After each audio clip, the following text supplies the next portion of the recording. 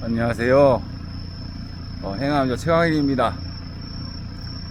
퇴근하고 제 아지트인 티어리스트에서 천수경 좀 읽다가 좀 여유롭게 좀 리프레시하면서 영상을 찍습니다. 이번 영상은 제가 여러분들에게 묶인 실타래를 푸는 저만의 철학에 대해서 알려드리려고 합니다. 묶인 실타래를 푸는 철학. 이거를 얘기하려면은 예시를 들어야 되는데, 제가 늘 표현하는 주제 중에 하나가 자존감이잖아요. 자존감. 근데 제가 자존감이라는 단어를 왜 여러분들에게 자꾸 강조를 하냐면은, 예를 들어서 이 자존감이란 단어는 쉽게 말해서 하늘에 떠있는 둥구름과 같은 단어거든요. 말 그대로 하늘에 떠있는, 배에 꼬여있는 묶인 실타래로 엮여있는, 하늘에 떠있는 묶인 실타래와 같은 뜬구름이에요. 자존감이라는 단어는. 자존감을 어떻게 올려요? 자존감을 올리고 나면은 자존감이 완성이 되면은, 결론적으로 저는 개인적으로 이 인간관계, 이 관계라는 틀에서 모든 사람이 다 사랑받고 싶고 존중받고 싶고, 내가 항상 사랑받고 싶고 존중받고 싶어 하는 게 인간의 욕구거든요. 쉽게 말해서 관종기질, 나쁘게 말하면 관종기질. 그래서 인간은, 제가 생각하기에 저도 마찬가지고, 모든 사람이 많은 사람들에게 사랑받고 싶어하는 관종기질이란 게 있어. 관종기질, 관심종자. 근데 이 관심종자라는 거는 전혀 나쁜 게 아니에요. 근데 이 관심종자, 이 관종기질을 충족하고 내 스스로 충만하게 내 관종기질을 채울 수 있는 방법 중에 하나가 자존감이거든요. 내가 자존감이 높은 사람이 돼야 상대방도 나를 존중해주고 사랑해줄 수 있는 여건이 된다, 이거예요. 그래서 이 자존감이라는 단어는 인생에 있어서 굉장히 중요한 핵심 키워드예요. 핵심 키워드. 내가 그래서 자존감이라는 단어를 굉장히 자주 쓰는데, 근데 이 자존감이라는 단어는 그냥 자존감이라는 단어만 놓고 보면은 그냥 묶인 실타래와 같아요. 하늘에 떠있는 뜬구름과 같은 묶인 실타래. 근데 자존감이 낮은 사람들은, 자존감이 낮으면 낮을수록 꼬여있는 묶인 실타래가 더 복잡한 사람들이에요. 이 묶인 실타래, 자존감이 낮은 이 묶인 실타래를 어떻게 푸냐. 그래서 이 묶인 실타래를 푸는 원리에 대해서 자존감을 예시로 설명을 할 건데, 예를 들어서 저는 돈에 있어서 굉장히 돈을 굉장히 중요시 여기는 사람이거든요. 이 해남이란 지역은 해가 뜨면 일이 시작이고, 해가 지면은 일이 끝나는 굉장히 자연 친화적인 그런 노동 시간을 많이 가지고 사는 지역입니다. 시골 지역이다 보니까 야근을 밤새 가면서 야근하는 것보다 아침에 해가 뜨자마자 아침 일찍 일어나서 일을 하는 자연 친화적인 지역이거든요. 제가 사는 해남에서는 흔히들 하는 말들이, 많은 어르신들이 하는 말이, 새벽같이 일어나는 사람은 가난할 수가 없다라는 말이 이 서울과는 다르게 이렇게 해남에서는 공공연한 진리처럼 여겨져요. 나락이라는 변은 새벽같이 일찍 일어나는 농부의 발걸음을 보면서 잘한다는 말이 이 해남에서는 흔히 있는 말이거든요. 이 벼라는 작물은 쉽게 말해서 누가 더 새벽을 일찍 시작해서 그 농부의 새벽같이 일어난 그 농부의 발걸음을, 그 발자국 소리를 듣고 벼가 잘 자란다는 말이 있어요. 그러면 벼가 잘 자라면 당연히 수확이 많이 나서 돈을 많이 벌겠죠. 그래서 이 해남이라는 지역은 서울과는 다르게 새벽같이 일어나는 사람은 가난할 리가 없다라는 정설이 있다고요. 그러면 이 가난할 리가 없다라는 말은 부자가 된다는 뜻이잖아요. 그러면 제가 가지고 있는 굉장히 약간 독립투사적인 마인드인데 굉장히 제가 가지고 있는 굉장히 근본 없는 자신감이기도 하고 제가 가지고 있는 가장 큰 장점이기도 해요. 나쁘게 말하면 근본이 없는 자신감이고 좋게 말하면 굉장히 배짱 있고 배포 있는 자신감이고. 그런데 새벽같이 일어나는 사람은 가난할 리가 없다. 이 말은 즉 내가 새벽에 일어날 줄 알면은 부자가 될 확률이 높아진다는 뜻이거든요. 저는 늘 그렇게 단순하게 생각해요. 솔직히 말해서 제가 새벽에 일어난다고 해서 뭐 돈을 버는 행위를 하는 건 아니에요. 저도 마찬가지란 얘기예요. 내가 새벽에 일어난다 해서 특별히 할 일이 없어. 새벽에 일어나서 내가 돈을 더 버는 일을 하는 것도 아니고, 새벽에 일어나서 내가 뭐 특별히 뭐 돈을 더 버는 여러 가지 뭐 여건이 되는 것도 아닌데, 난 단순하게 생각한다고. 단순하게. 그러면은 반대로 내가 새벽에 일어날 줄 알면은 내가 밥굶을 일은 없구나. 내가 새벽에 일어날 줄 알면은 내가 부자가 될 확률이 높아지구나. 이렇게 생각하는 거거든요. 이게 해남자 최강일이 가지고 있는 독특한 묶인 실타래를 푸는 역지사지의 원리예요. 이거에 대해서 설명하면서 이제 자존감에 대해서 설명할 건데, 자존감이 높은 사람들의 특징은 남을 쉽게 평가하지 않는데요. 근데 제가 플러팅하는 습관을 고치는데 7, 8년이 걸렸어요. 근데 저는 우리 부모님에게 많은 거를 배웠지만, 우리 부모님은 아주 어려서부터 가난한 자의 습관을 가진 것 중에 하나가, 우리 부모님은 참 안타깝게도 남에 대한 평가를 너무 많이 하고 살았어요. 내가 그래서 어려서부터 남에 대한 평가를 하는 그런 가정 환경에서 자라다 보니까, 저 또한 20살이 넘어서 성인이 돼서도 남을 쉽게 평가하고 판단하고 이런 기질이 굉장히 강했던 사람이에요. 근데 남을 평가하고 남을 쉽게 판단하는 이 기질이 전형적인 가난한 사람의 습관이기도 하고, 자존감이 낮은 사람들의 습관이기도 하거든요.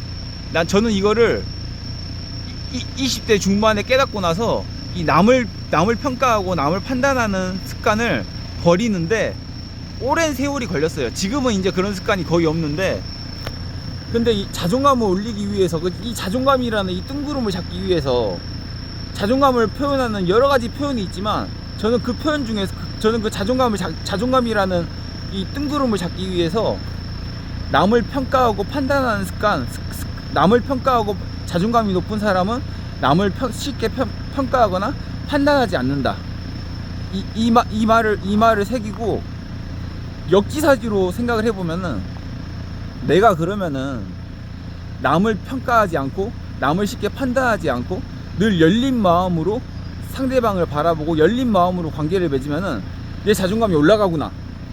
역지사지의 실타래를 푸는 원리예요. 하늘에 떠있는 자존감이라는 뜬구름이 아무리 배배 꼬여있는 묶인 실타래로 엮여 있어도 그 끄트머리에 있는 매듭 하나만 풀어내면은 그 복잡해 보이는 묶인 실타래는 한순간에 뭐 부처님의 해탈처럼 묶인 실타래가 풀려서 그 뜬구름을 잡을 수 있는 힘이 생긴다고요. 그래서 뭐 여러 가지 측면이 있겠지만, 그 여러 가지 측면을 다 이렇게 일일이 묶여 있는 여러 가지 측면에 있는 그 실타래의 매듭을 일일이 하나하나 풀 필요도 없다는 얘기예요. 딱 그 매듭 하나만 풀면은 한순간에 이렇게 묶여있는 실타래가 이렇게 이렇게 풀리면서 자존감이라는 뜬구름이 딱 잡아지면서 내 자존감이 올라가는 거거든요. 그래서 자존감이라는 단어를 표현할 때는 수만 가지의 이런 묶인 실타래라는 이런 측면이 있지만, 그 많은 측면들을 한꺼번에 다 잡으려고 하지 말고 딱 한 매듭만 잘 잡으면은, 잘 풀면은 나머지 매듭은 자연스럽게 그냥 마른 풀이 불태우듯이 그렇게 매듭이 풀어지거든요. 그러면서 자존감이라는 뜬구름이 잡아지는데, 그래서 저는 그 측면 중에서 제가 가장 고치기 어려웠던 매듭이, 제가 가장 풀기 어려웠던 매듭이 바로 남을 평가하고 남을 판단하는, 어려서부터 그런 가정 환경에서 자라다 보니까 나에게 세뇌돼 있고 나에게 체화돼 있던 그 나쁜 습관, 이 나쁜 습관이라는 매듭을 풀어냄으로써 전 자존감이라는 묶인 실타래의 모든 매듭을 다 풀었거든요. 그래서 제가 경험한 거에 있어서만큼은 내가 경험해서 내 스스로 매듭을 풀어내는 데 있어서 가장 고생을 많이 했던 게 바로 남을 판단하고 남을 평가하는 습관이에요. 근데 남을 평가하고 남을 판단한다는 게 이게 남을 평가하고 판단하지만 않아도 자존감이라는 뜬구름은 잡을 수 있거든요. 저는 그렇게 해서 자존감을 잡았거든요. 근데 남을 평가하고 남을 판단하는 습관이 왜 자존감과 연결이 되냐면은 내 스스로를 사랑하지 않고 내 스스로에 대해서 있는 그대로를 받아들이지 않고 그 본질 속에는 자격지심이라는 마음이 있어요. 자격지심. 내가 늘 자격지심을 가지고 있고 내가 늘 내 스스로를 온전히 사랑하지 않고 나의 장점과 단점을 있는 그대로 받아들이지 않는 사람들이 남을 쉽게 판단하고 평가하거든요. 이 평가하고 판단한다는 게 가장 크게 데미지를 입는 거는 뭐 직장 생활을 하거나 사회 생활을 할 때는 뭐 이런 사람도 있고 저런 사람도 있으니까 그냥 괜찮아요. 근데 어찌됐든지 간에 직장 생활과 사회 생활이라는 이런 경제적인 사회 활동보다 더 중요한 거는 저는 개인적으로 남녀 간의 사랑이라 생각하거든요. 남녀 간의 사랑.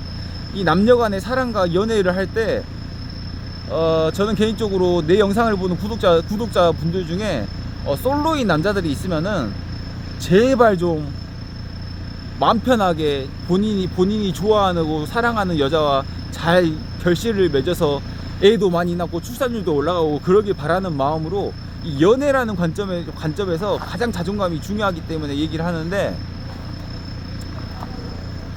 남을 평가하고 판단하는 게 연애에서 왜 지약이냐면은, 예를 들어서 소개팅을 나가서 여자가 그냥 간단하게 뭐 서로 처음 보는 사이고 모르는 사이기 때문에 직업이 어떻게 돼요? 뭐 예를 들어서 뭐 직업이 어떻게 되세요? 예, 저는 바리스타예요. 예, 저는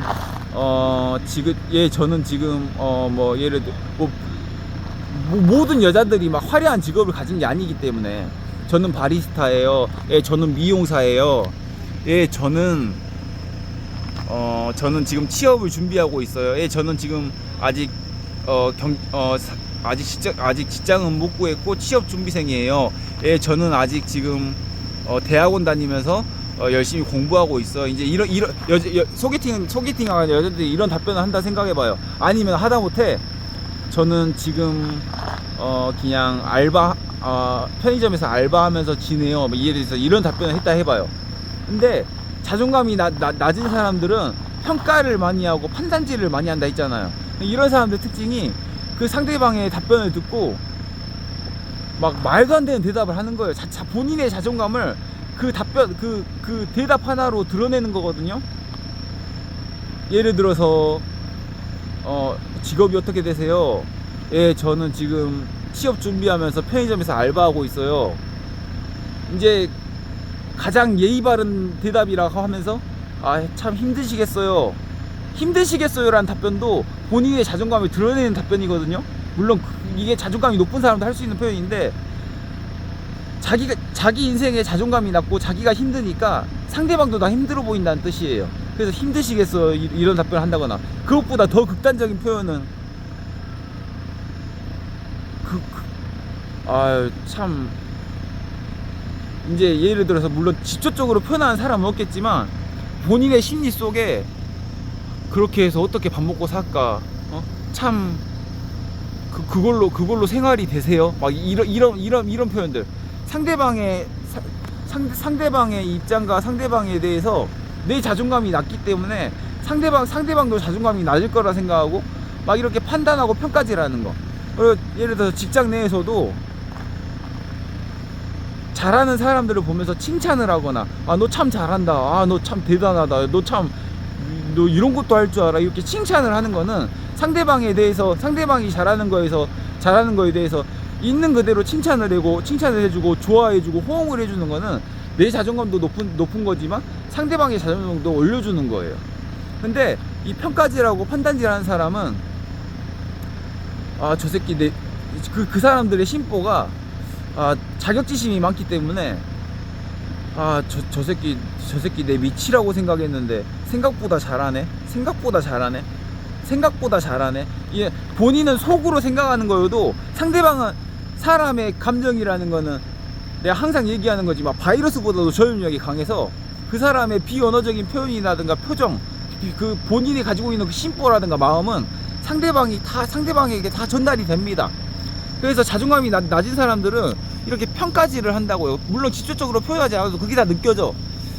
아, 내 밑이라고 생각했는데 생각보다 잘하네. 아, 뭐 나쁘지 않, 그 못할 줄 알았는데 나쁘지 않네. 막 이런 식의 심보. 이게 남을 평가하고 판단하는 게 자격지심이라는 자기 자신의 자존감이 낮기 때문에 하는 행동이거든요. 그래서 여러분들에게 결론적으로 남을 평가질하고 판단하는 습관을 고치는 거, 이 남을 평가질하고 판단하는 습관을 고치는 거 하나만으로도 내 자존감은 올라가고 자존감이라는 뜬구름을 잡을 수 있잖아요. 그렇게 되면은 그렇게 묻기 싫다리는 한순간에 여러 가지 측면에서 풀려버리는 거예요. 그래서 자존감도 결국에는 그 평가질하고 판단질하는 습관을 고침으로써 그 매듭을 풀므로써 다 잡을 수 있거든요. 그리고 남을 평가질하고 판단질하는 이 기질이 자존감과 연결되어 있기 때문에 이게 왜 연애랑도 내가 조금 더 사랑하는 사람과 내가 조금 더 좋아하는 여자를 쟁취할 수 있는 힘이기도 해요. 마음의 여유라고 그러죠. 마음의 여유. 많은 여자들이 많은 여자들이 바라는 이상형 중에 하나가 나는 내가 만날 남자가 좀 마음이 바다같이 넓고 마음의 여유를 많이 가졌으면 좋겠다, 이런 말을 많이 하잖아요. 이 마음의 여유라는 것도 따지고 보면 다 자존감에서 나오는 거거든요. 자존감에서 마음의 여유가 나와요. 마음의 여유가 있으려면요, 뭐 돈을 많이 벌어서 마음의 여유가 생기는 것도 아니고, 내가 저처럼 근육질 몸매가 돼서 마음의 여유가 생기는 것도 아니고, 마음의 여유라는 것도 다 자존감에서 출발하는 거예요. 자존감이 높아야 결국에 마음의 여유가 생기거든요. 내 마음이 바다같이 넓어지려면은 결국에는 제가 풀었던 실타래는 바로 그거였다고요. 남을 평가질하고 판단질하는 습관을 고치는 거. 플러팅하는 습관 고치는 것만큼 오랜 시간이 걸렸어요. 한 7, 8년 걸렸어요. 남을 평가질하고 판단하지 않는 습관을. 상대방을 있는 그대로 바라보는 습관. 상대방이 잘못된 길을 가는 거를 막기 위해서 매질을 하고 채찍질 하듯이 그렇게 훈계를 하고 엄하게 하는 거는 그건 더할 나위 없이 좋은 거거든요. 근데 상대방이 잘못된 길을 가는 걸 막기 위해서 훈계질 하는 거는 누가 봐도 좋은 행동인데, 매를 들 때는 매를 드는 게 사랑인 게 원칙인데, 근데 남을 평가질하고 판단하는 거는 이거는 삶의 진리가 아니에요. 내 자신도 있는 거고요. 그리고 가장 중요한 상대방이라는 사람 하나를 잊는 행위거든요. 그래서 저도 굉장히 나쁜 습관이 많았는데 내가 그 습관을 다 고쳤기 때문에 얘기하는 거예요.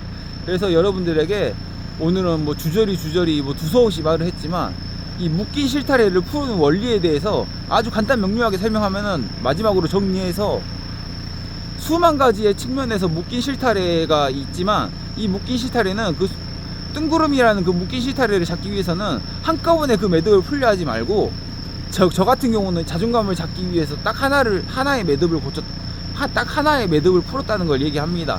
딱 하나의 매듭이 바로 남을 평가질하고 판단하는, 이 어려서부터 받아왔던 가정 환경에서 있었던 아주 안 좋은 습관을, 그 매듭 하나를 풀므로써 전 자존감이라는 뜬구름을 잡았고, 그래서 어떤 여자와의 관계를 맺어도 항상 바다와 같은 넓은 마음을 가지게 됐고, 그게 됨으로써 여러 가지 측면에서 모든 자존감이라는 묶인 실타래를 다 풀어냈다는 얘기를 합니다.